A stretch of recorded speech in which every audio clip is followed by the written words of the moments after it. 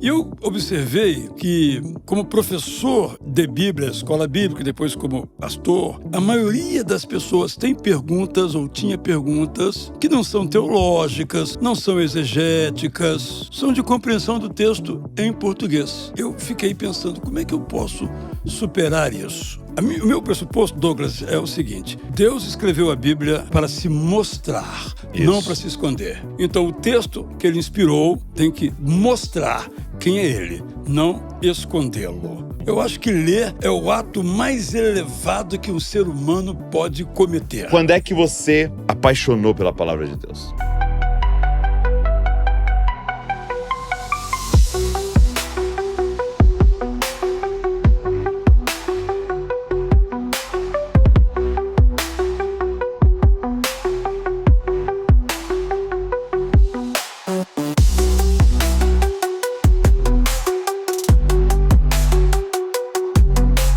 Fala galera, Jesus Cop, Douglas Gonçalves por aqui para mais um Jesus Cop podcast, essa mesa de comunhão abençoada, onde a gente testemunha junto, onde a gente fala do nosso Senhor Jesus junto, onde a gente aprende mais sobre a palavra de Deus, e tudo tem um objetivo, deixar você mais parecido com Jesus, e eu tenho certeza que você vai sair daqui amando mais o Senhor e amando mais a sua palavra com o meu convidado de hoje. Antes da gente ir para nosso papo aqui, eu queria muito te pedir para você se inscrever aqui no canal. A gente pega umas estatísticas aqui no nosso canal e a gente percebe que tem um monte de gente que assiste e não é inscrito. Assiste assim toda semana e não é inscrito. Por favor, para aí, aperta aí no inscrever-se. Se você já é inscrito também, aciona o sininho, porque você vai estar dizendo para a plataforma que isso aqui é relevante e eles mesmos começam a mostrar para mais pessoas e o evangelho vai sendo espalhado. Beleza?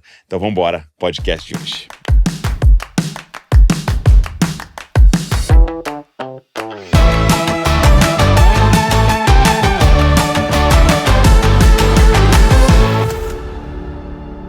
Sem teologia, nós nos tornamos os nossos próprios deuses.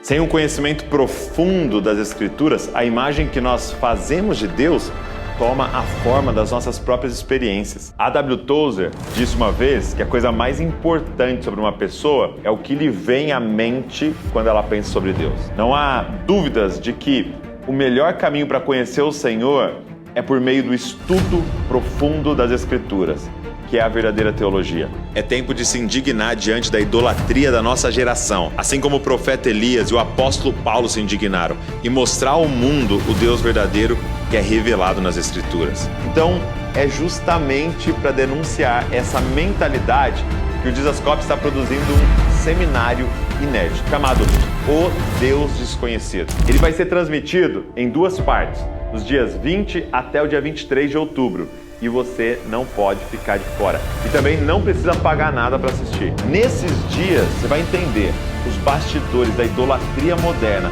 e receber uma direção prática para reavivar seu primeiro amor a partir de uma revelação bíblica do Senhor. E assumir o seu lugar como um dos atalaias que o Senhor está levantando para se revelar ao Brasil nos últimos dias. O Senhor vai se revelar ao Brasil mais uma vez.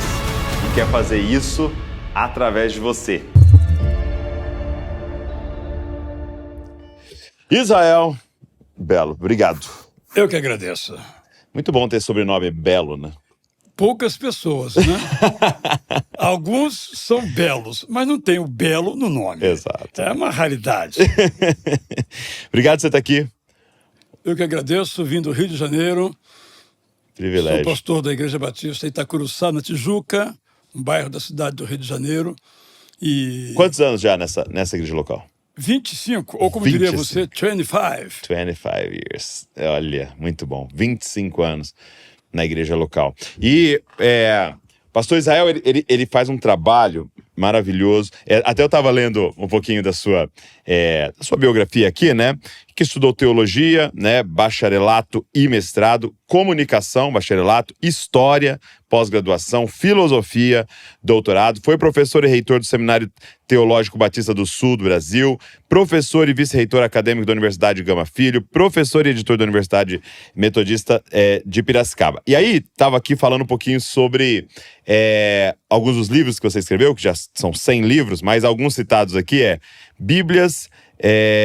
Tem 3 Bíblias especiais para a Sociedade Bíblica do Brasil: Bíblia Sagrada Bom Dia, Bíblia, o Livro da Esperança e Bíblia das Orações. Então, assim, tudo é Bíblia.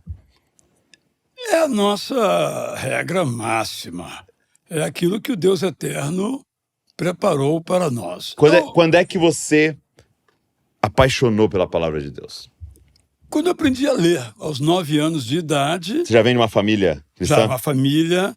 Meu pai era um leitor apaixonado da Bíblia. Eu tenho essa lembrança, já faleceu, Derli Franco de Azevedo. Eu tenho essa lembrança de meu pai lendo a Bíblia. 2 coisas que ele fazia todo dia. A outra era orar de joelhos. Então, até hoje, para mim, quando eu oro sentado, eu oro em pé, eu oro deitado, não é bem uma oração boa mesmo, é de joelhos. Porque eu aprendi isso com meu pai. Meu pai ficava ali, eu dizia, por que meu pai ora tanto? Gente, tanto assunto tem tanto assunto. E como é que ele lê a Bíblia tanto tempo? Será que não cansa, não? Então, você vai vendo aquilo. E eu, desde cedo, me apaixonei pela Bíblia e por Machado de Assis, para ficar bem claro. Dostoiévski veio depois, mas esses 2 aí, também na infância, é claro, fortemente li Monteiro Lobato, como toda criança, mas realmente a minha escola literária é Machado de Assis. Eu li toda a obra dele, crônicas, cartas, contos, na época da minha adolescência, com muita paixão. E junto a Bíblia, na versão corrigida, a versão João Ferreira de Almeida, que até hoje é empregada. Mas é claro que eu não entendia muita coisa, ou quase nada, né? Então eu entendia aquelas frases, aqueles versículos mais claros, mas muitas coisas eu perdi.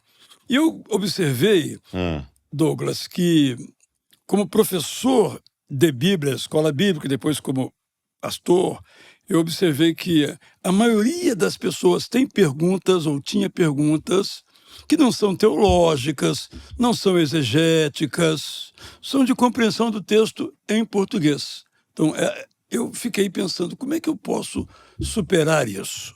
Então, em nossa igreja, eu comecei um programa que nós chamamos de Jornada de Leitura da Bíblia. E eu fiz no início uma proposição de lermos a Bíblia toda em 75 semanas, 1 ano e meio. E depois eu achei que negócio de 1 ano e meio é meio complicado na cultura brasileira, né? Porque o ano começa sempre em janeiro de novo. E passei a fazer essa jornada em 2 anos. Muitas pessoas... Por que não 1 ano? Porque eu acho que as pessoas não conseguem ler a Bíblia 3 capítulos em 1 por ano. dia ali. Claro, algumas pessoas... E aí Mas em sua maioria, não? Não. E aí cria uma frustração. Não vou tentar porque eu não vou conseguir mesmo. Então eu passei a fazer em 2 anos. Mas não na sequência canônica, isto é, na listinha Gênesis, Êxodo, porque quando o pessoal chega em Levítico... Alguns superam, aí Números aí morre. Aí Números ela... E Juízes. E Juízes. Então, o que eu faço? Eu vou colocando livros do Antigo, do Novo. O que dá para colocar numa visão histórica, eu coloco cronológica. O que não dá, eu coloco numa perspectiva teológica. Então, eu coloco Levítico junto com Hebreus. Antes de Juízes, onde o bicho pega, eu coloco Romanos, para saberem que o ser humano é pecador. Aquilo ali é o retrato do pecado. Por exemplo, vou colocando. E os Salmos eu vou distribuindo ao longo dos 2 anos. Aí, conforme o ano, eu faço, às vezes, na ordem sequência, às vezes eu junto capítulos pela temática, salmos de arrependimento, salmos de louvor. Depende de cada ano, eu vou dando uma reorganizada, mas é basicamente esse o conceito. E sempre voltando aos evangelhos. Então, os evangelhos são lidos, vamos dizer, de 4 em 4 meses, um evangelho. Porque nós temos sempre que voltar aos evangelhos. Tem que olhar para Jesus. Senão, nada faz sentido. Como sentido nem de o Antigo tudo, Testamento, nem as cartas paulinas. Jesus é o coração da Bíblia, temos que voltar a ler a história e os ensinos e os milagres, e as promessas e as advertências de Jesus. Eu vejo da importância, né, da gente ajudar as pessoas na questão do Antigo Testamento. Por quê? Eu lembro uma vez que estava no momento devocional ali e eu estava lendo aquele texto clássico do chamado de Pedro, né? E aí o texto usa até uma palavra bem forte, né? Que é imediatamente. Né? Jesus chama e ele imediatamente largou as redes, os barcos, né? Ou seja, ali está dizendo, ele largou o emprego, né? Ali está dizendo, ele largou o seu estilo de vida de décadas, né? E seguiu Jesus. E eu fiquei ali me perguntando disso, né? Poxa, porque numa aplicação bem simples, eu preciso largar tudo para seguir Jesus e tal, e é verdade, mas o ponto ali é que aqueles jovens tinham um contexto. Eles estavam aguardando um Messias. E de alguma forma eles olharam para aquele rabino e pelo menos disseram, é um rabino, conhece muito da palavra, eu vou segui-lo, né? E aí às vezes eu pego um jovem que nunca leu o Antigo Testamento e falo, larga tudo para seguir Jesus.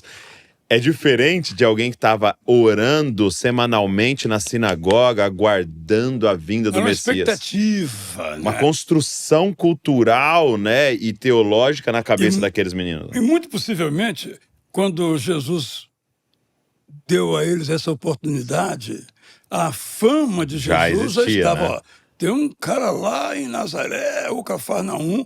Olha, quando ele fala, você tem que tirar o chapéu. Vamos lá conhecer esse camarada. Milagres, né? Será que ele é o Messias? Sim. Aí criou aquela expectativa favorável. Então mas aí eu comecei... O que me encanta é Mateus. Ele estava na coletoria, era um empregão. Como diríamos hoje, era um funcionário público, estável, salarião, devia ter uma comissãozinha também. E ali Jesus só olha para ele. É forte. É extraordinário. A Bíblia realmente... Então, mas aí só voltando a esse ponto, como é importante compreender o Antigo Testamento e entender que é uma história só, né? Exatamente. Porque tem gente que acha que tem um Deus do Antigo Testamento e um Deus do Novo Testamento. Né? Já ouvi assim, o meu Deus é o de Jesus, é o do Novo Testamento, não é o do Antigo. As pessoas não entendem que há graça no Antigo Testamento e há lei. No Novo Testamento. No Antigo Testamento, podemos dizer que a lei vem primeiro, a graça depois. E no Novo Testamento, a graça vem primeiro e e a lei depois. Sim. Então, Interessante. Mas são dois elementos importantes. Nós também não vivemos sem a lei. Mas nós não somos salvos pela lei. E nesse sentido a lei fracassou. Sim. Até o exílio teve que ser providenciado e não funcionou. Não houve uma regeneração. Sim. Aí você começa esse projeto audacioso, né, de preparar esse material. Ele se chama Bíblia Prazer da Palavra. Por que esse nome? Começando por isso. Bem, porque eu sou um apaixonado pela leitura. Coloca aqui, ó. Aí. Apaixonado pela leitura. Já falei de Machado de Assis. Eu acho que ler é o ato mais elevado que um ser humano pode cometer. Eu tava vindo no avião agora, nem sei de onde. Eu tava voltando, aí eu nunca tinha lido Machado de Assis, vou confessar aqui, né? Antes tarde do que nunca. Exato. E aí, o Memórias Póstumas de Brás Cubas ficou... Deu uma bombada na internet, né? Falei, deixa eu baixar isso aqui, eu vou ler, né? Porque eu, filho de pastor, neto de pastor, eu só leio da Bíblia, assim, vou ser sincero, eu não lia outras coisas, né? E aí eu peguei... Você nunca leu Dostoiévski? Cara, eu comecei a ler também, Crime e Castigo. Isso é demais, eu comecei a ler os dois. Os Irmãos Karamazov, é a obra-prima da literatura mundial. Eu tava no Crime e Castigo primeiro ali. Ótimo, depois eu vou pro outro, então. Isso, vai... E aí eu tava lendo, eu falei, meu Deus, isso aqui é genial.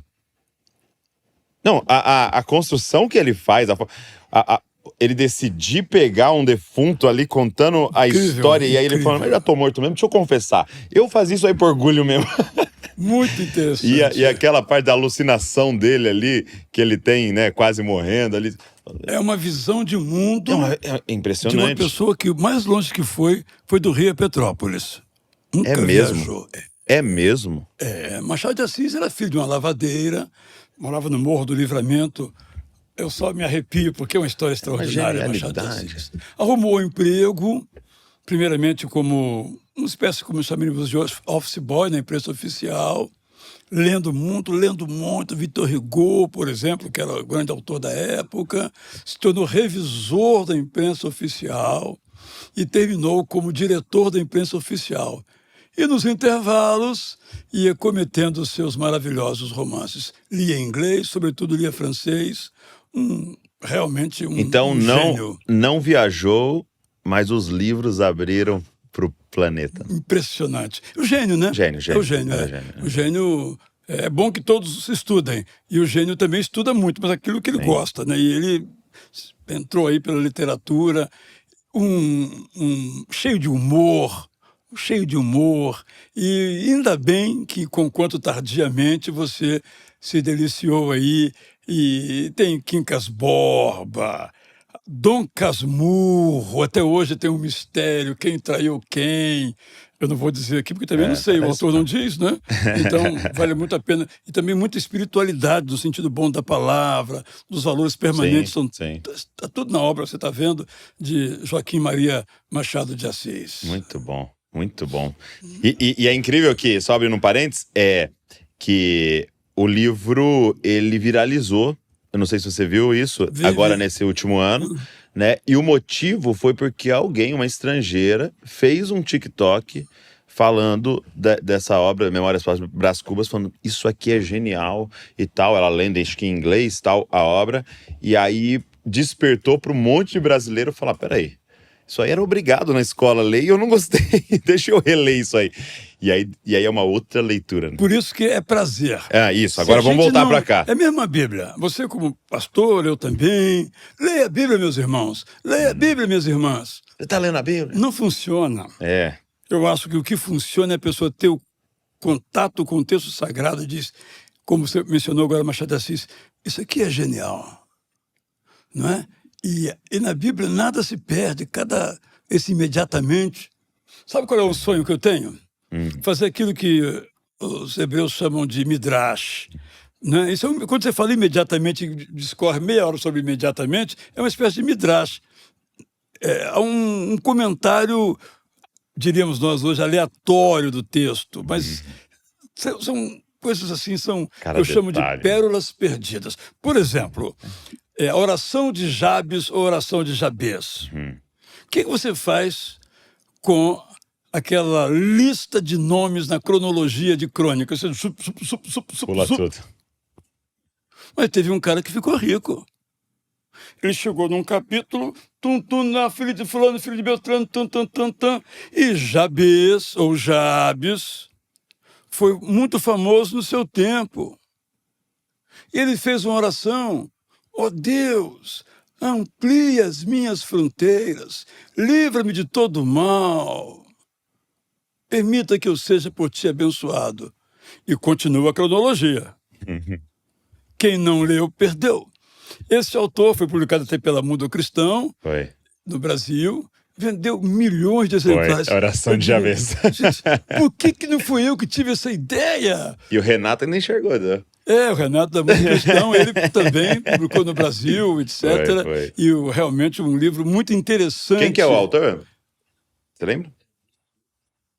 Bruce Wilkinson? Bruce Wilkinson. É muito interessante. Sacou isso, ficou rico. Oh, meu Deus, por que não eu? Porque você pula a cronologia. Pulou a cronologia, exatamente. Mas o interessante é que esse assunto já foi publicado no século XVIII por um autor que teve a mesma percepção. Não sei se o Wilkinson se inspirou nele, mas é exatamente. Então, você tem ali, por exemplo, você lê assim, rei fulano de tal, filho da Jerusa. O que tem a ver o sapato com o carrapato? Porque no Antigo Testamento, a trágica poligamia, quem criava a criança era a mãe. A mãe não ia na casa do pai. O pai ia lá por outros interesses, mas quem criava era a mãe. Então, Aí, às vezes tem fulano de tal, vírgula, amonita.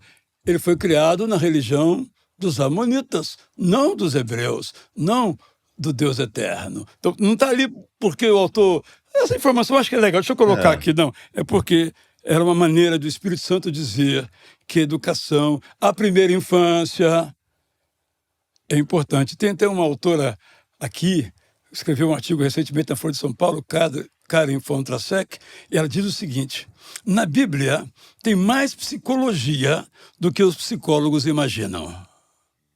Não é apenas um conjunto de exemplos, é psicologia pura, como esse.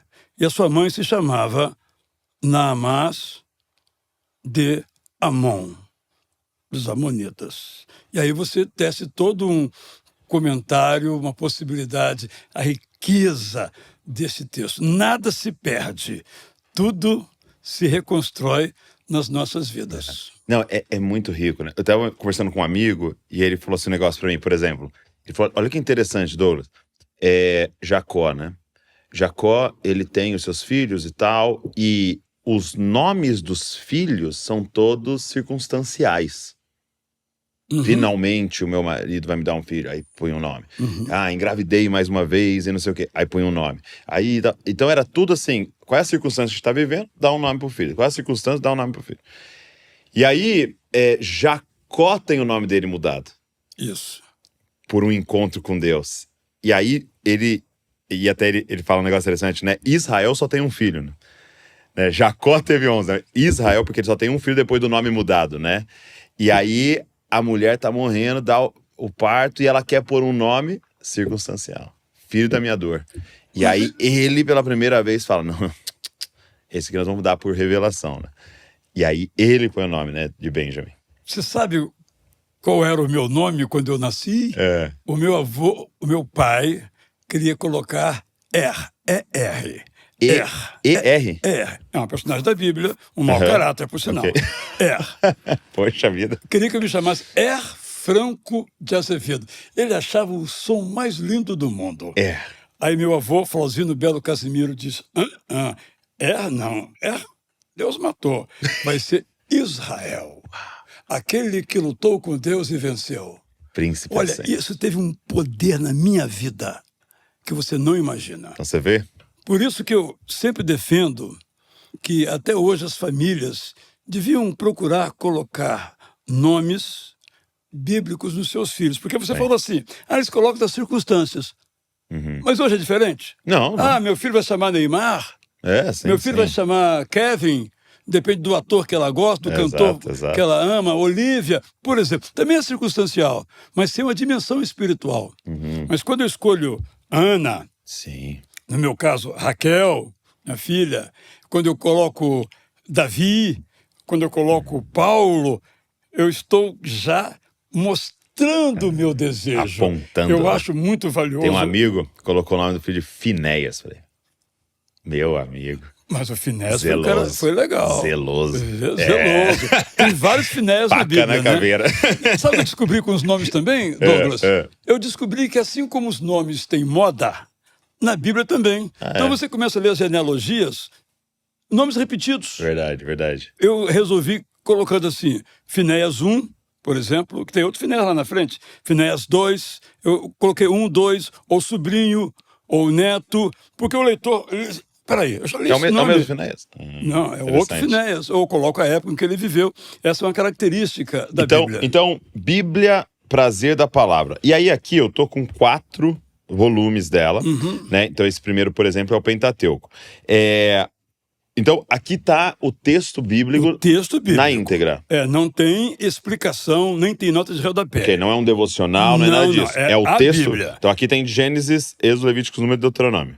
Bom, pelo menos você já sabe quais são os 5. Depois você me diz quais são a ordem dos 12 profetas menores. Aí é mancada. Né? Vou ter que cantar a música inteira. Eu também não sei, não. Fique tranquilo. Tá, então você tem aqui os 5. E aí, qual foi o trabalho aqui, então? É uma tradução. Uma tradução numa linguagem acessível a uma pessoa a partir de 12 anos de idade. Okay. Então, se a palavra, vamos dizer, pão da propiciação. nem adulto entende, nem criança entende. Então eu uso um outro termo, a partir do hebraico, que nós consigamos entender. Qual fazer termo você usou? sentido. Eu tenho que procurar aí, que agora eu não lembro, Tá. não. Mas geralmente é pão da presença de Deus, pão da participação, pão da comunhão, conforme ali o Tá. contexto. Só para dar esse exemplo, né? Sim. E aí eu coloco outro termo. Outra coisa, fulano de tal teve seu nome mudado de fulano para Beltrano. Por quê? Aí eu coloco no nome antigo, eu digo tal nome em hebraico, depois que muda tal nome em hebraico. Agora, Abraão, por exemplo, há uma discussão a esse respeito, né? Abraão. Então, aí eu vou colocando pai, Abraão, pai de muitos. Abraão, pai de uma multidão. Para mostrar essa mudança, não foi uma mudança por acaso. E a maior mudança é o Jacó aqui, que agora se chama, graças a Deus, Israel. Não é verdade? Agora, então, só para você ter um exemplo aqui, Gênesis 4 fala, Adão e Eva mantiveram relações sexuais, ela ficou grávida e o seu primeiro filho nasceu, ele chamava Caim. Então não é conheceu, né? Que nem no texto está lá. Adão conheceu a Eva e eles tiveram filhos. Na corrigida. Onde você talvez se formou. Também porque depois foi as criado. outras já vão trazendo outras expressões. Porque conhecer é um termo em hebraico que tem diferentes... Que era Yada, né? Se não me engano. Diferentes interpretações, diferentes possibilidades. Porque você sabe, né, Douglas, toda palavra em qualquer língua tem mais de um significado. Sim, como manga, né? Você sabe que em português dizem que a palavra ponto tem 39 significados. É mesmo? Ponto? Ponto. Quem conta um ponto, aumenta um conto. Não, quem conta um ponto, aumenta um ponto. Você fez que ponto esse bordado foi no ponto cruz, do ponto macamê, algo assim, né? Então, são essas situações que... E todas as palavras. Vou dar um exemplo bem conhecido. Quando você vai em um hospital, muito comum você encontrar assim, um versículo logo no frontispício, na fachada, né? 3 coisas permanecem: a caridade, a fé, a esperança, mas o que permanece é a caridade. Por quê? Que quando João Ferreira de Almeida traduziu ágape por amor não é muito avacalhado, amor tá muito... Todo mundo fala de amor aí, tudo é amor. Tudo é amor. Amo café, Vamos colocar caridade. Ficou. Depois ele conseguiu mudar para amor de novo. Mas a versão da caridade acabou chegando ao Brasil, na versão corrigida primeira, 1895. Por essa razão é que você encontra em algumas versões ainda a palavra caridade, mas o original é amor. Ágape. Mas está errado caridade? Não, não está errado. Foi uma escolha que foi feita por alguma razão. É assim qualquer palavra. Por exemplo, eu não uso a expressão reino de Deus. Ok. Porque eu entendo que nem pastor sabe o que é reino de Deus. Ainda mais depois que surgiram denominações usando a palavra reino de Deus, ficou mais confuso na mente dos leitores. Eu quero evitar todo o ruído que eu conseguir evitar. Tá. O que foi que Jesus trouxe? Marcos capítulo 1, ele trouxe o Evangelho. Ok. Então, é chegado o Evangelho, que isso é a boa notícia, da graça de Deus. Por que eu não traduzi Evangelho por boa nova, boa mensagem, como faz o Eugene Peterson, como faz também a NVT? Eu entendi que Evangelho já está na mente das pessoas, então eu posso transliterar, como Evangelho é uma transliteração, não é uma tradução em língua portuguesa. Então, é sempre buscando evitar ruídos. Então, além disso, eu faço algo que as outras Bíblias não têm, pelas características, pelo processo metodológico adotado, que é colocar datas nos eventos.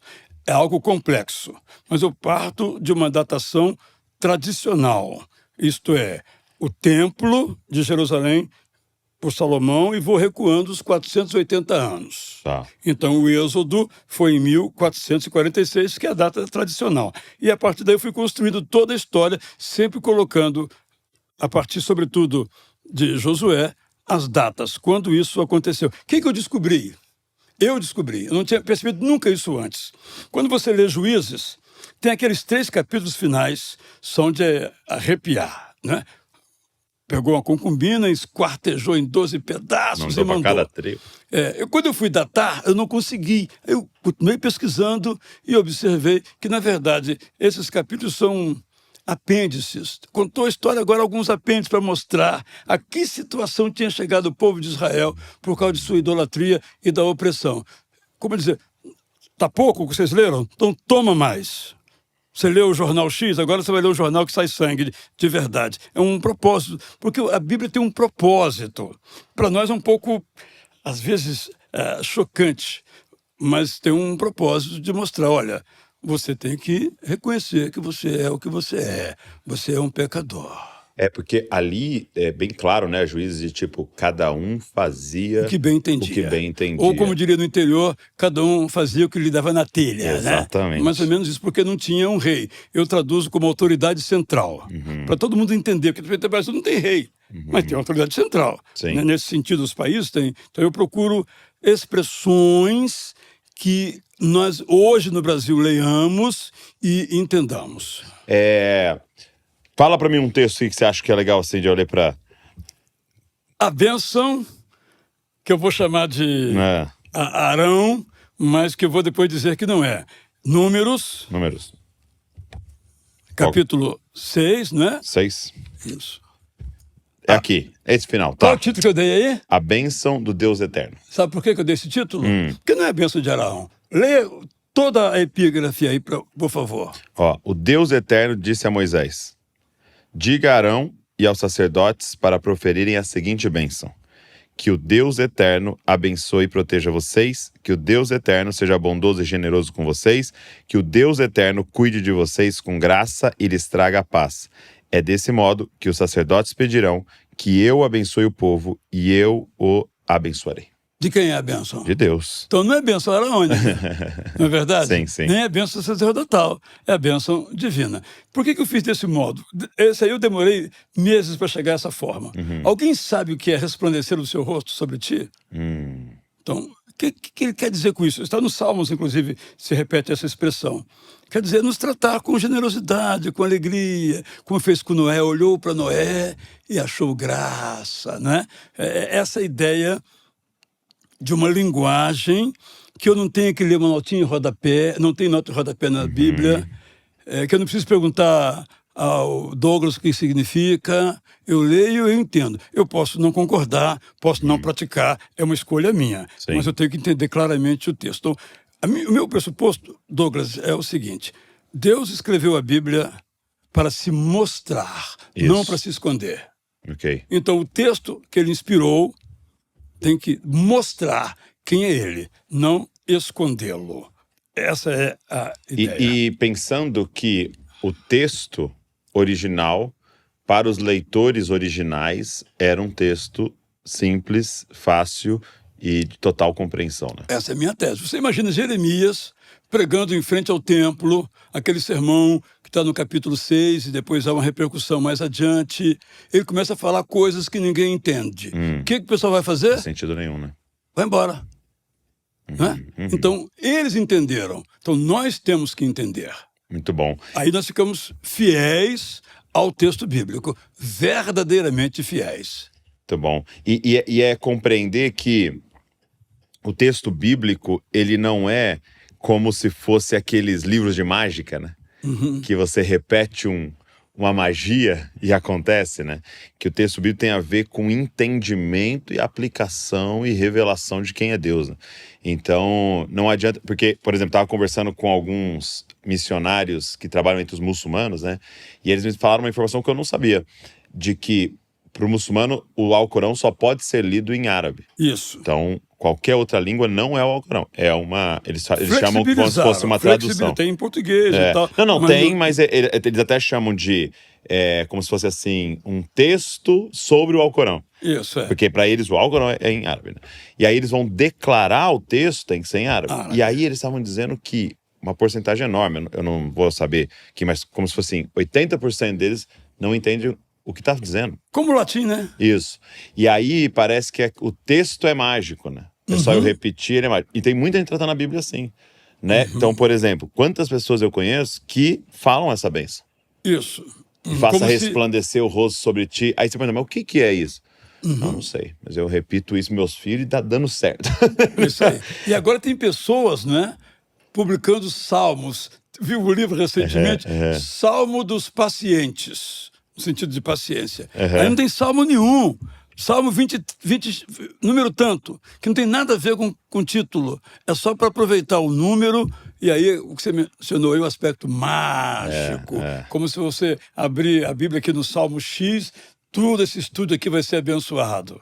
Quer dizer, é essa concepção religiosa que a Bíblia é muito mais bonita do que isso, né? E é a verdade que liberta, né? Então é compreender essa verdade e aplicá-la, né? Agora, uma pergunta. Aqui não tem, então, os históricos, né? Os históricos, nem e os proféticos, né? Então são 6, então os 4. Os outros, esses já estão prontos também. Já estão traduzidos por mim.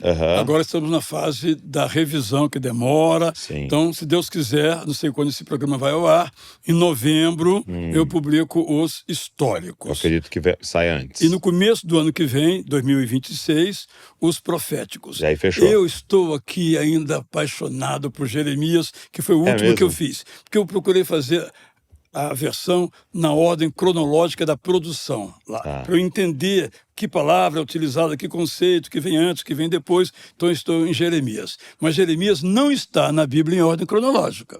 Ok. Mas aqui, nessa Bíblia, também não está em ordem cronológica. Só que quando termina o capítulo, eu coloco assim, é a única exceção que eu abro. Para ler na sequência cronológica, vá para o capítulo X. Interessante. Para o leitor ter uma noção, além da introdução que eu coloco, qual é a sequência dos capítulos. Porque senão, o Jeremias está morto. No caso, não morreu, né? Mas não fosse o caso. O Jeremias está preso. Aí, no capítulo seguinte, ele está falando com o rei. Então ele foi solto? Não, é que aquele depois foi escrito antes. E depois daquele encontro, o rei mandou prendê-lo. Então, essa é a dificuldade que nós temos, porque o conceito hebraico de tempo é diferente do nosso. Né? E a linguagem dele é mais circular, né? Eles vão voltando em conceitos e falando de quando você lê ali Tiago, por exemplo, bem diferente da forma que Paulo escrevia. Os argumentos vão sendo mais circulares. E Tiago é mente hebraica. Sim, total. Né? Por isso que a gente... Claro que nós não queremos que o leitor de hoje tenha mente hebraica. Não. Ele nunca vai ter. Então, nós que temos o privilégio de conhecer os idiomas, ao diminuir as dificuldades e, se possível, zerar as dificuldades. Eu sempre peço a quem compra a minha Bíblia hoje, achou alguma coisa que não está clara ainda? Ou você acha que eu me equivoquei? Me manda uma mensagem que eu vou verificar. Considerar. E, de repente, por exemplo, uma irmã foi questionar comigo porque no Salmo 37, verso 4, não está a expressão agrada-te. Ela foi reclamar comigo. Falei, irmã, e o que é agrada-te? Eu não sei, não. Mas eu gosto do agrada-te. Eu coloquei alegre-se. Só isso, eu mudei o agrada-te para o alegre-se. Porque a palavra no hebraico permite alegre-se, regozije-se, agrade-se.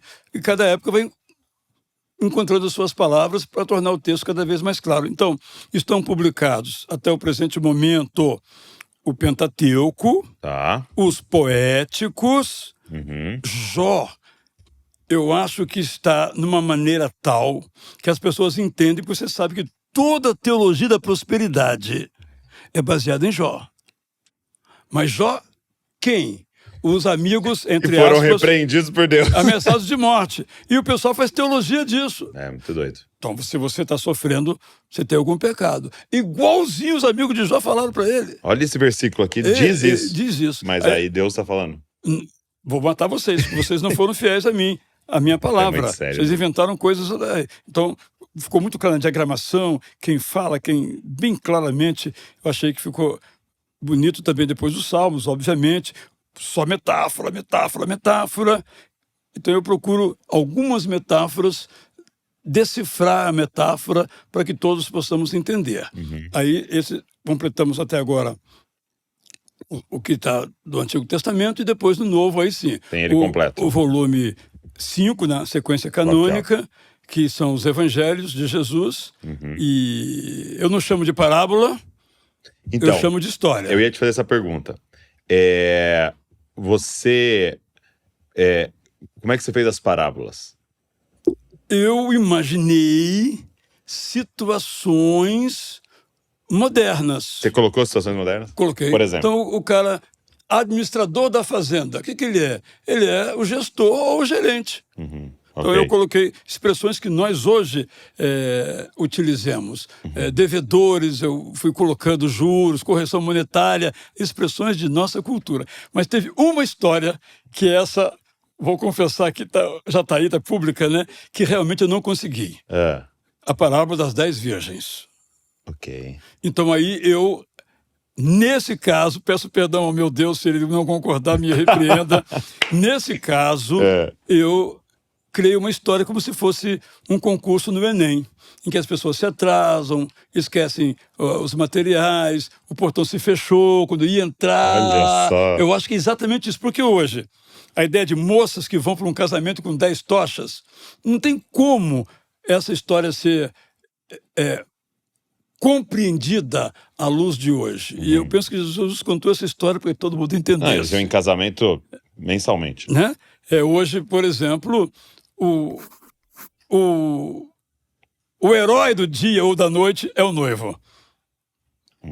É a noiva, perdão. Antigamente era o noivo. Sim, sim. Hoje é a noite. Todo mundo tá aguardando ela aparecer. O resto, quer dizer... É tudo acessório. O noivo é coadjuvante e o pastor, então, se não for, não faz nenhuma falta. Né? Nem vão perceber. Nem vão perceber. Começa a cerimônia que não vai... Então, nesse foi o único caso. Os demais, eu acho que ficou, assim... A história do filho pródigo, acho que ficou bonita. Não usa a palavra pródigo. Quem sabe o que é pródigo? Tomou um sentido completamente oposto. Pródigo, em nossa cultura, tem um significado que não é o mesmo do tempo de Jesus. O cara, poxa, fez uma doação bacana para o projeto Jesus Cup. Ele é muito pródigo. O filho pródigo gastou tudo que tinha. Virou sinônimo de alguém que se desviou ali, né? Que tá num caminho errado, né? Virou sinônimo por causa da história, né? Mas a palavra hoje não. As palavras vão sofrendo transformações. Então, eu não chamo de parábola. O que é parábola? É uma coisa da matemática, né? Então, eu uso histórias, ilustrações.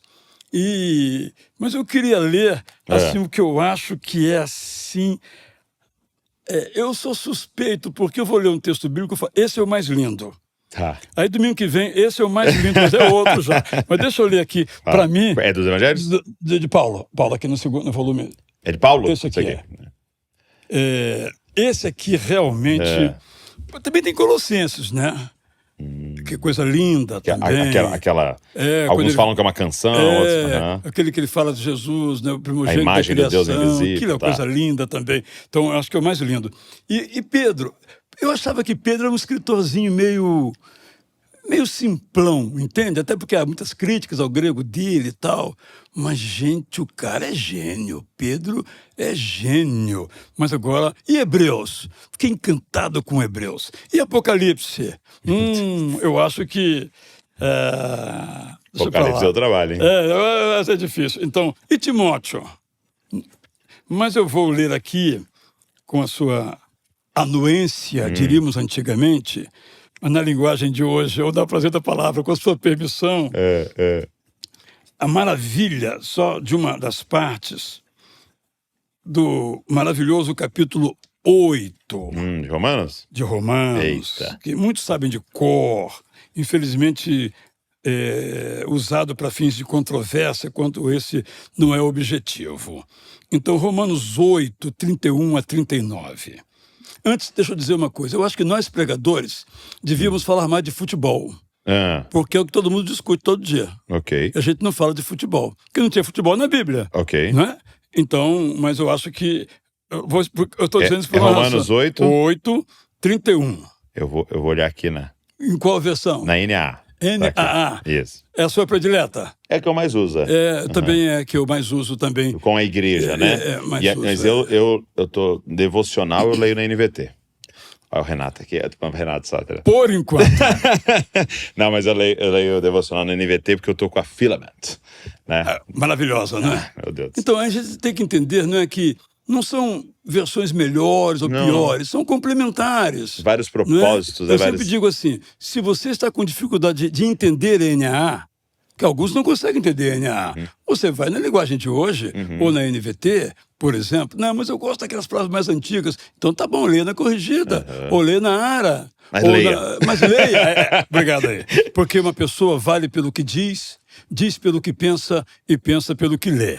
É o meu tríptico. Muito bom. Vai. Diante das maravilhas do amor de Deus, ficamos sem palavras.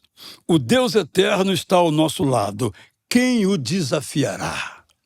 O Deus eterno enviou o seu próprio Filho para morrer em nosso lugar sem que merecêssemos.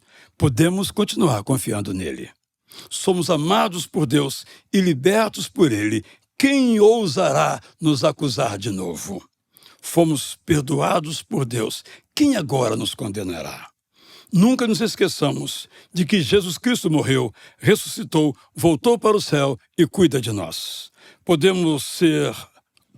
Nada nos pode afastar do amor de Cristo. Repito, nada nos pode afastar do amor de Cristo. Podemos ser afligidos, podemos ficar angustiados, podemos ser perseguidos, podemos não ter o que comer, podemos não ter o que vestir, podemos correr risco de morrer. Afinal, quando amamos a Deus, somos muitas vezes ameaçados de morte, como se fôssemos animais a caminho do matadouro. As dificuldades são reais, mas não são definitivas. O amor de Deus nos faz vencer de goleada.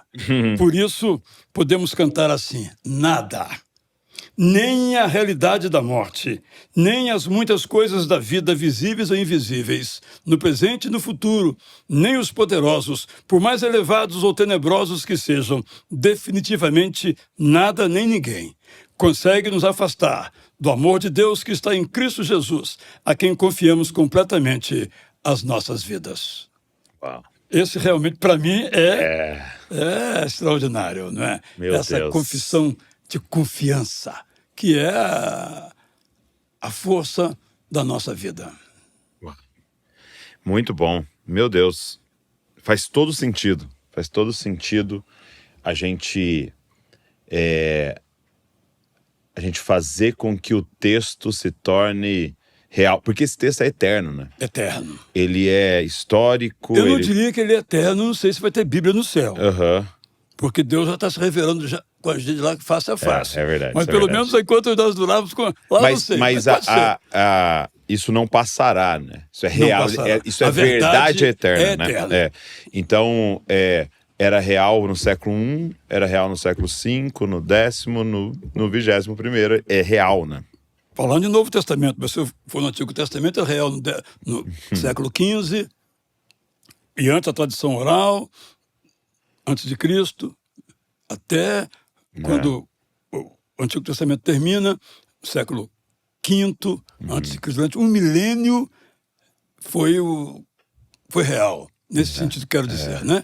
Então, a Bíblia não começou hoje. Sim.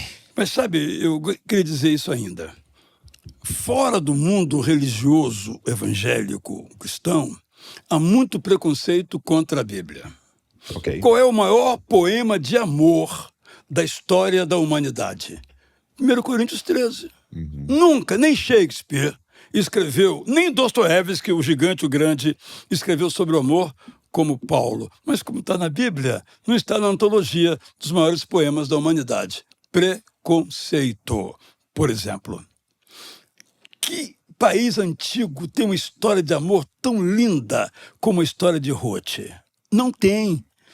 Se você olhar a concepção do livro, além de ter os elementos próprios de um romance, embora seja uma história real, mas a maneira de escrever romanceada, criando um suspense. O que vai acontecer? O pessoal sai de lá, volta para cá e está passando fome. E agora o que vai acontecer? Aí vai numa fazenda, vai tendo um crescendo.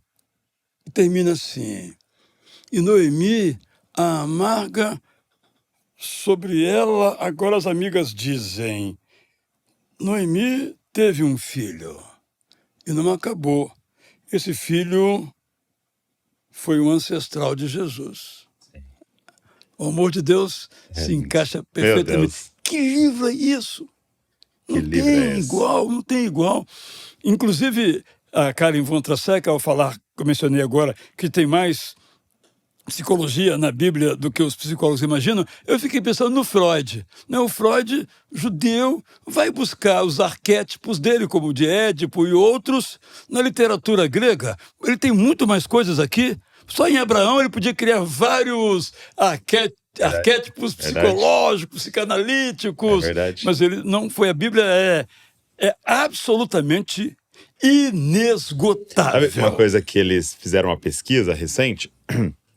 E um amigo meu, médico, o Dr. Johnny, ele estava me contando que eles fizeram uma pesquisa de que, nesse período agora de estresse e ansiedade, o que mais tem poder de acalmar, né, sem ser medicamentos, é você estar em contato com a natureza, ok? Então, a coisa mais poderosa que nós temos é parar diante da natureza e observá-la. E aí eles descobriram que, na natureza, uma atividade é a que mais acalma o cérebro humano: observar passarinhos, né? Eles chamam de passarinhar, né? E aí você chega no texto bíblico de 2000 anos, que está escrito: não andeis ansiosos, observem os pássaros. E também né? os lírios. E também os lírios do campo. Então você vê que é realmente, há uma genialidade. E a própria construção, né, do evangelho. Há uma genialidade. Agora eu fiquei curioso, deve ter sido muito legal também poder fazer isso com o Sermão da Montanha, né? Sim, sim. Então vamos lá. O maior prazer, né? Nosso supra-sumo do Evangelho, né? Constituição, né? O resumão, né? Se viver aquilo ali, meu amigo, já tá...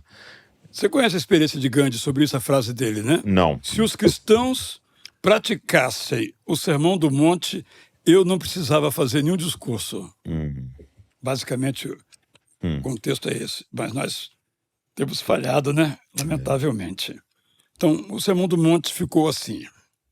Porque no original, Macários, a palavra em grego, começa sempre com felizes ou bem-aventurados são. Mas não é a nossa maneira de falar. Ok. Nossa maneira de falar vem primeiro, vamos chamar de sujeito, e depois o complemento da frase. Então eu coloquei assim: os que dependem de Deus são felizes, porque o céu está garantido para eles. Os que choram são felizes, porque receberão o conforto que precisam. Os que lutam, mas não lançam mão da violência, são felizes, porque receberão o que buscam. Os que passam fome e sofrem injustiça são felizes, porque terão suas necessidades atendidas. Os que agem com compaixão com os outros são felizes, porque serão tratados com compaixão. Os que preservam puros os seus corações são felizes, porque encontrarão alegria plena no Deus eterno.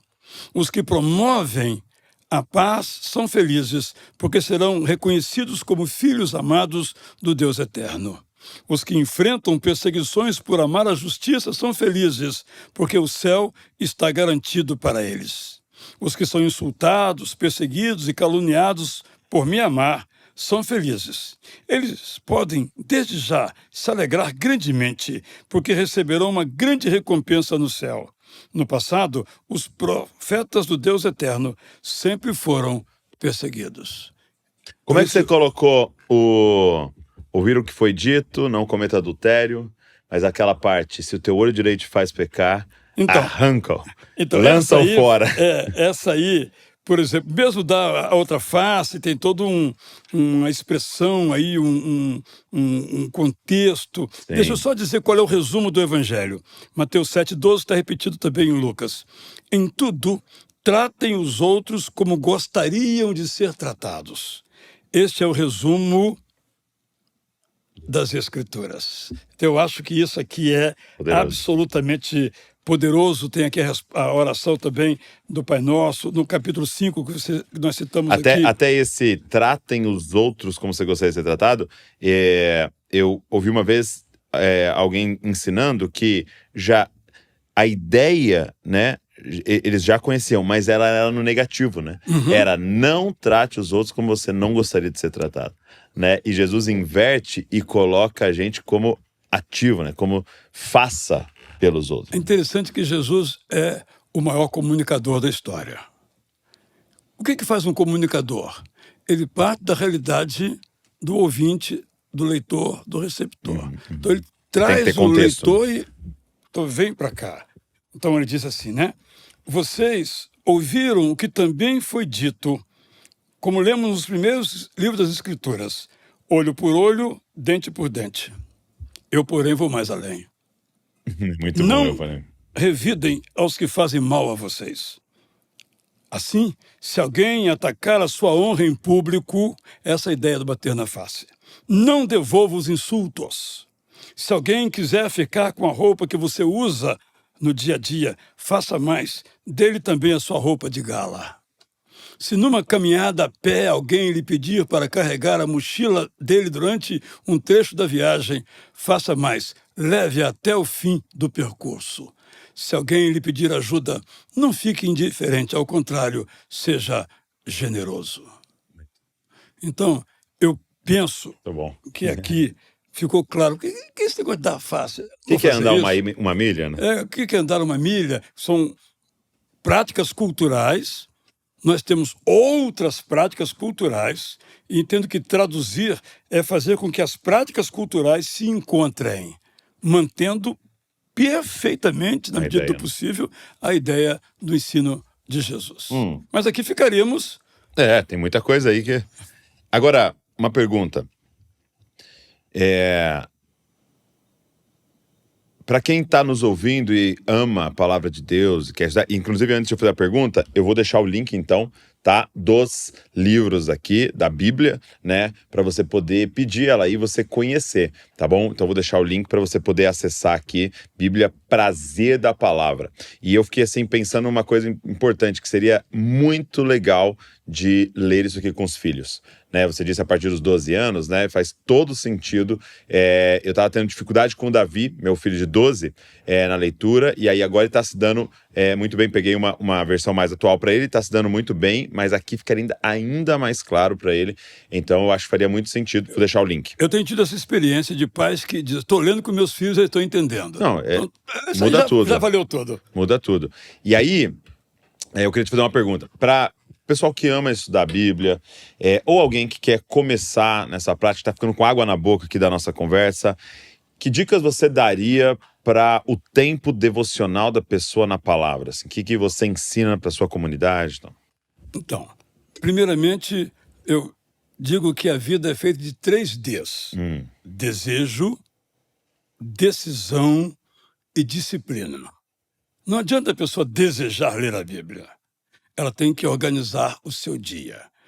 Ler a Bíblia significa que não vou fazer alguma coisa, seja o que for. Porque o dia, infelizmente, só tem 24 horas. Então não adianta eu colocar, vou assistir o tênis, a NBA, o futebol, o Jesus Cup, o dia só tem... Depois o Masterchef, o noticioso, a novela, não dá. O que eu não vou fazer ou assistir? Claro, o trabalho tem que trabalhar. Entendi. Mas tem coisas que nós temos liberdade. Então eu vou cortar A ou B e vou dedicar. Eu entendo que ler a Bíblia em 2 anos é o ideal. Então, desejo, decisão e disciplina. Tá. Isso quer dizer, que horas que eu vou ler? Tá. Então procure ler sempre na mesma hora. Vou ler de manhã. Ótimo, eu vou ler na hora do almoço, no trabalho. Vou ler na condução, ou vou ouvir. Tem excelentes recursos de áudio para você ler a Bíblia. Então, esse é um cuidado da disciplina. Legal. A outra é procure uma versão que você tenha alegria de ler e não tenha dificuldade. Tem que procurar um dicionário bíblico da língua portuguesa ou um comentário. Tem que ser algo que flua naturalmente. Antes de ler, ore. Ok. Durante a leitura, ore. E depois de ler, ore. Essas 2 dimensões, se estiverem juntas, garantia de sucesso, é vencer de goleada. Qual é o nosso problema, não é, Douglas? Esse negócio chamado tempo. Eu não tenho tempo. Todo mundo tem o mesmo tempo, 24 horas. Quem tem tempo tem 24 horas. Quem não tem tempo tem 24 horas. Então, onde está o problema? não é no tempo. O tempo não muda. Ele não é elástico, nem mais curto. Eu é que tenho que mudar. É minha prioridade. Eu acho isso importante. Estar em amizade com o Deus eterno. Aprender com Ele na sua palavra. É importante? Mais ou menos. Ok, é uma decisão sua. Para mim é importante. Se é importante, organize a sua vida. É o terceiro D da disciplina. E aí, quando você se disciplinar, você não precisa mais se disciplinar. Já se tornou natural. Exato. Né? Faz parte da sua vida. Faz parte da sua vida. Aí você vai seguindo naturalmente. Eu tô lendo Filipenses com um grupo, né? Numa live que a gente faz. E é muito forte para mim o tenha o mesmo modo de pensar de Cristo Jesus. Né? Tenha o mesmo modo de... Aí, você já vai me mostrar aí, né? Porque é apaixonante, né? É apaixonante. E aí eu tava falando com eles ainda hoje, eu falei, e o ponto é que a Bíblia, né? E eu gosto de olhar para ela assim, ensinar as pessoas a olharem assim, é a revelação sobre a mente de Deus, né? Então por que tem aquele monte de histórias? E às vezes a pessoa pensa assim, não, eu vou fazer isso aqui igual a Abraão. Tem um monte de ponto ali que Abraão errou. Uhum. O que é a Bíblia? Ela revelando o coração, a mente de Deus para nós, né? E aí eu falei, gente, nós temos acesso à mente de Deus. E aqui o Paulo está dizendo, tenha o mesmo modo de pensar de Cristo Jesus, né? Mas como? Se eu tenho acesso durante 5, 6 horas a mente desse século, através de filmes e séries e tal, e eu quero gastar 10 minutos aqui. Não vai ter como. Não vai ter como, entendeu? Eu vou à igreja domingo. O culto dura o quê? 1h30, 2 horas.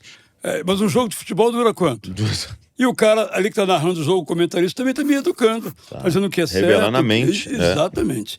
Então, eu vou, antes de ler o verso 5, que você citou, eu vou ler como, 2, né? vou ver como começa verso 1.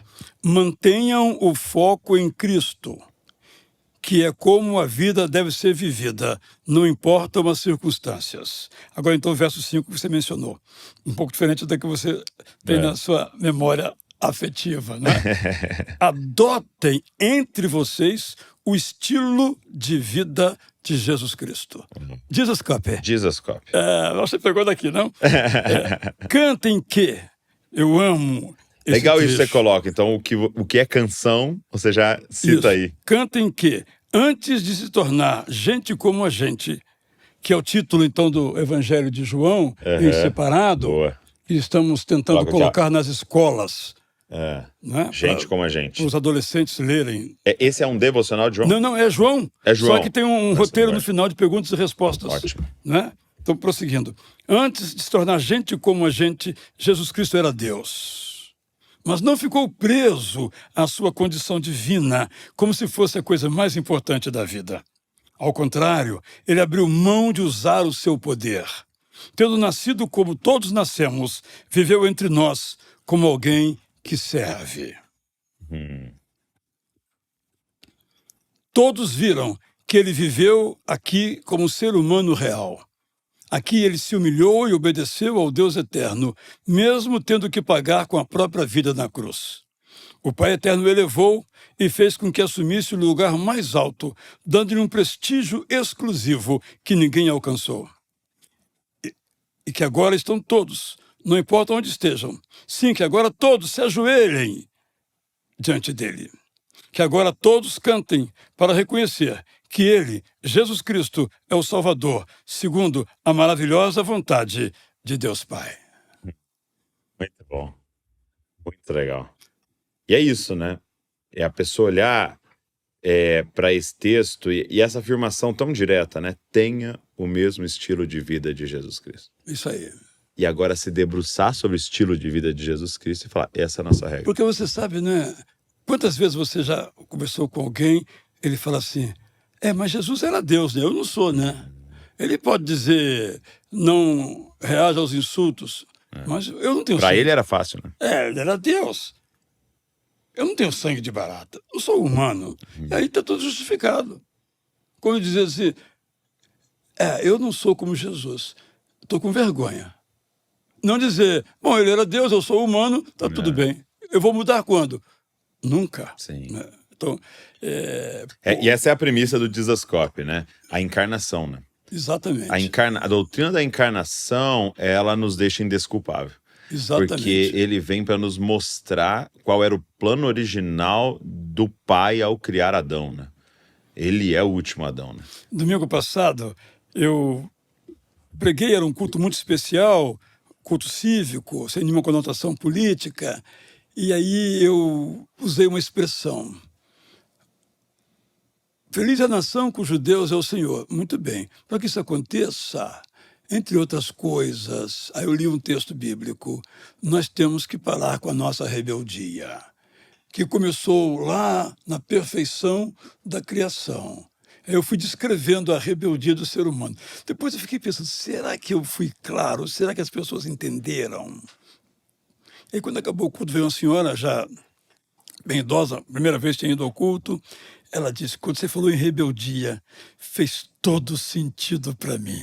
Eu lá dentro falei, glória a Deus. Né? Porque eu estava na dúvida se eu tinha me comunicado, porque nós temos a tarefa de comunicar o Evangelho. Quando ela falou aquilo, glória a Deus, porque exatamente o nosso problema é esse, né, Douglas? Rebeldia. Eu estava assistindo uma conversa de dois moradores de rua, e um falou assim para o outro, ele não pode comigo, não, porque eu sou mais eu. Eu fiquei pensando... Eu sou mais eu. Eu fiquei pensando numa pessoa numa condição de total vulnerabilidade, não sabe se estará vivo um dia de amanhã, porque alguém pode fazer uma maldade com ele. Mas eu sou mais eu. Então, que tal você pensar no amor de Deus? Eu sou mais eu. Que tal você obedecer os mandamentos de Jesus? Eu sou mais eu. Somos nós. Um amigo postou, o Bibo, postou ontem assim, porque era 7 de setembro, né? Ele postou, às margens do rio Eufrates, Adão e Eva gritaram, independência e morte. É bacana, né? Bacana, é isso aí, exatamente isso. Porque é essa rebeldia, essa independência que é a nossa morte, né?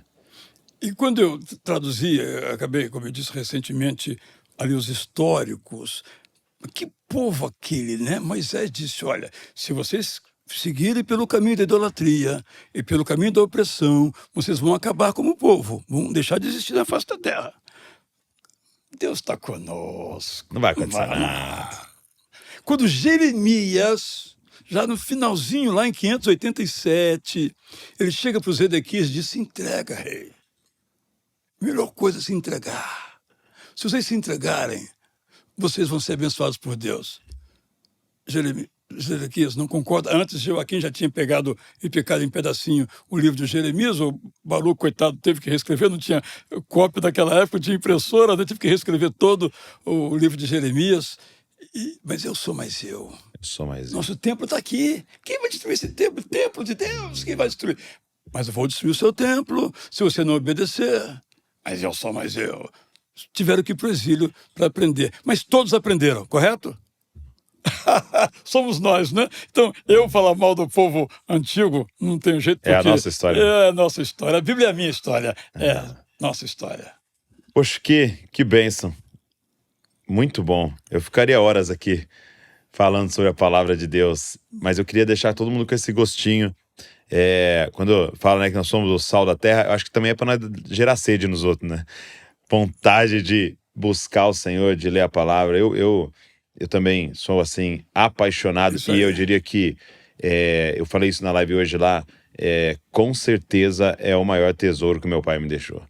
Como você começou falando, amar a palavra de Deus. Eu acho que nada se compara a esse tesouro. E é um tesouro que quanto mais você vai polindo, mais brilha. Mais brilha. Aliás, eu tenho um texto aqui, Pedro. Eu nunca tinha lido esse texto nessa perspectiva. Nunca tinha percebido quando ele narra a experiência da transfiguração. Nesse texto, então, você pode conferir na sua Bíblia aí, meu querido, minha querida, 2 Pedro, capítulo 1. Ele narra, então, um pouquinho do encontro lá, um testemunha da transfiguração. Ele diz assim, o encontro de Moisés e Elias com Jesus Cristo no Monte da Transfiguração confirmou o que os profetas tinham dito na Bíblia sobre o Salvador que viria. Confiem na Bíblia. A Bíblia como uma luz que brilhe na noite, até que a madrugada chegue e a estrela da manhã seja vista. A estrela da manhã é o Salvador que nasceu nos seus corações. Ao lerem a Bíblia, vocês não devem interpretá-la a partir das suas próprias opiniões, porque estão diante de mensagem que não é de origem humana.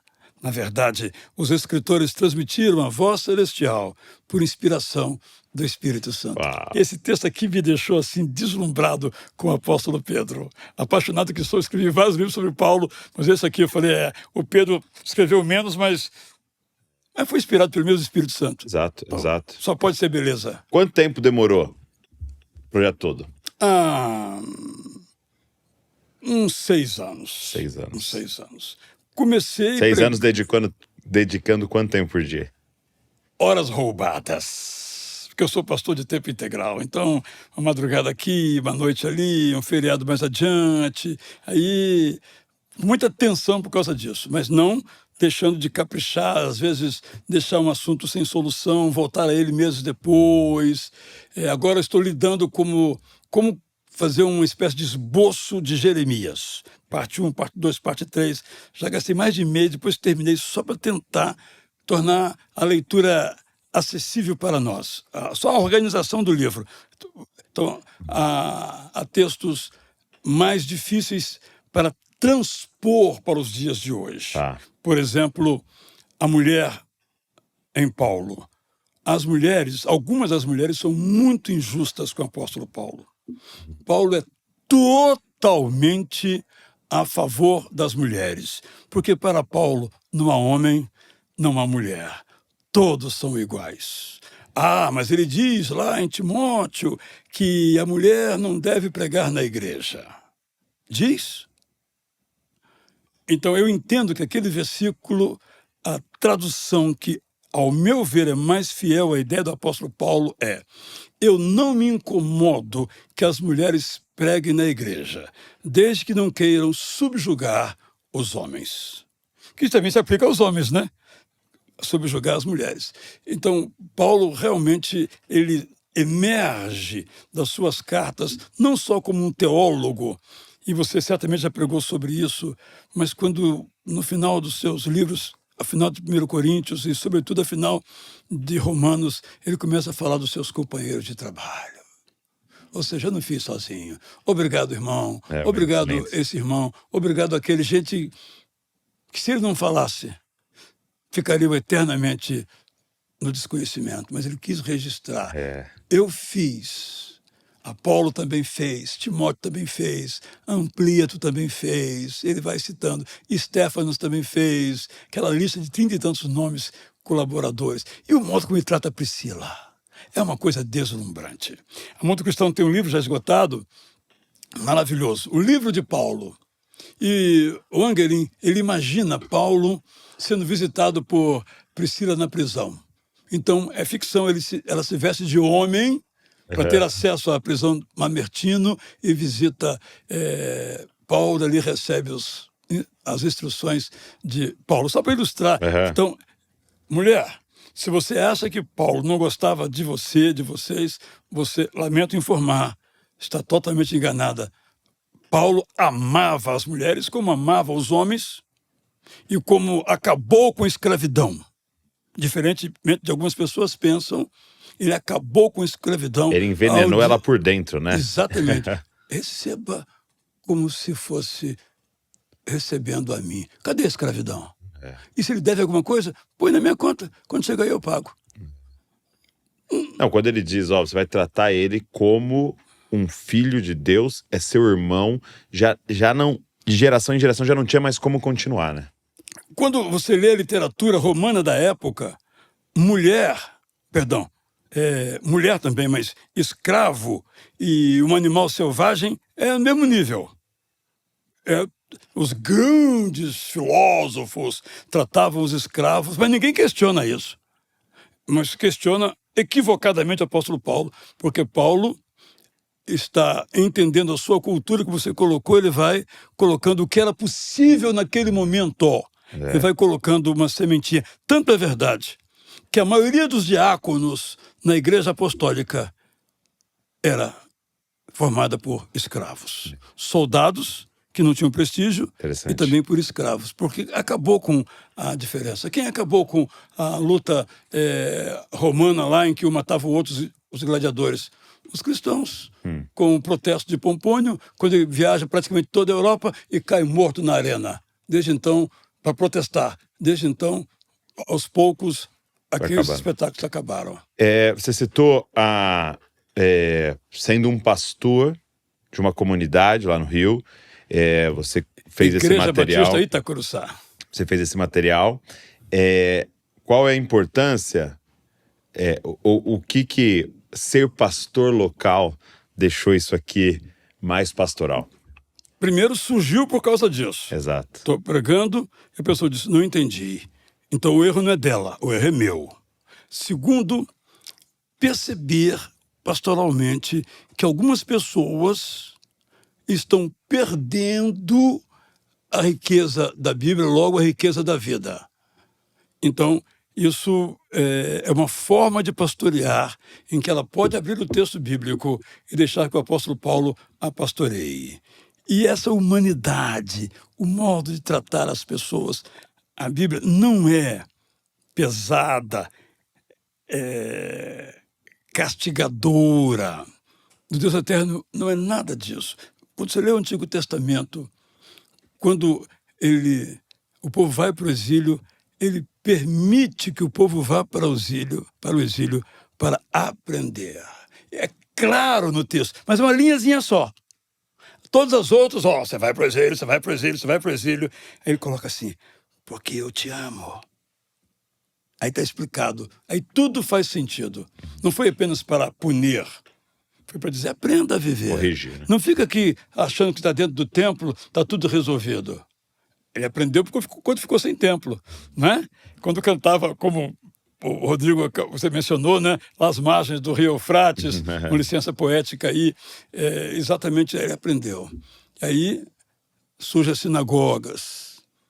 As nossas igrejas são, na verdade, sinagogas, não são o Templo de Jerusalém. Não tem nada a ver com o Templo de Jerusalém, temos a ver com as sinagogas. Algo que permanece, um lugar de, também, não só de adoração, mas um lugar de ensino da palavra. Muito bom. Obrigado, Israel. Pastorzão, foi uma honra. Gratidão absolutamente minha. Obrigado. Espero que você goste. Deixar a gente mais apaixonado. Com o teu garoto aí na prazer da palavra. Glória a Deus, glória a Deus. Obrigado você que ficou aqui ouvindo, assistindo. E eu tenho certeza que você sai daqui amando mais a Bíblia e com um desejo ainda maior de compreendê-la. Vou deixar essa ferramenta poderosa aqui, o link na descrição, para você poder conhecer melhor e pedir aí, e você aproveitar para você primeiramente, mas também para as pessoas ao seu redor, você que lidera pequeno grupo, você que lidera a sua família, aí eu tenho certeza que vai ser muito poderosa essa leitura. Então vou deixar o link aqui para você aproveitar. Só queria dizer o seguinte, acho que também você poderia contribuir para resgatar uma coisa importante. Presentear Bíblia. Porque uma pessoa que não crê na Bíblia não vai comprar. Mas você que crê, teu filho, teu amigo fez aniversário, presenteie a Bíblia, qualquer versão. Bom, muito bom. Presentei. Você não sabe o que vai acontecer. Mas vai acontecer. Hoje eu dei uma Bíblia de presente pro meu professor de tênis. Hoje eu dei uma Bíblia para ele, para a esposa dele. E é isso, uma semente, né? É isso aí. Um dia Deus vai fazer. É isso aí. Glória a Deus. Obrigado por você que ficou aqui com a gente. Eu queria te fazer um pedido. Pega esse link, manda nos grupos. Manda no grupo da igreja, manda pra galera aí para que mais pessoas tenham acesso a esse papo tão abençoado. Deus abençoe você e não se esqueça, você é uma cópia de Jesus. Valeu.